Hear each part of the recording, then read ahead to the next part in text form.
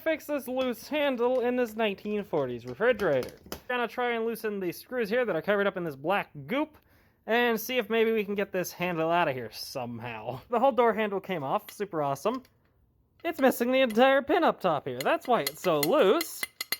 Then I looked in here. Right there's the pin! Holy shit, we can just reinstall the original pin. Also, we have a gasket here, but underneath that gasket, we can verify the original color of this machine was white. As you can see, that pin is just a little press-fit pin that, I guess over the past 70 years, worked itself out.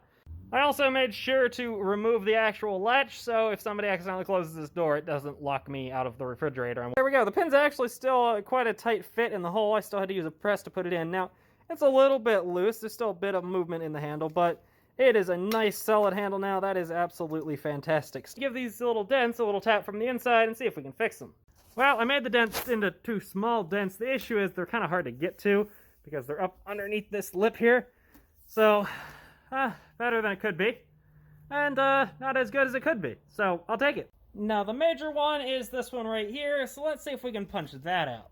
Now we got the dent pushed somewhat out. Let's see if we can smooth this down, tap it down a little bit, and see where we're at, and see where else we need to punch out. That reduced the dent some, but we need to do a lot more tapping to get the rest of that out. We reduced that large dent to a whole bunch of little tiny ones that a little bit of glazing putty will take care of. I could sit at this for a few more hours and get that a little bit better, I guess, but ultimately the way it is now, it blends in with the small dents that are already all over the door, and a little bit of glazing putty will take care of all of those, and they will never be an issue again. Well, until they get dented again. A few people mentioned polishing this thing up or bronzing it, and while that would look absolutely incredible, that would take a long goddamn time.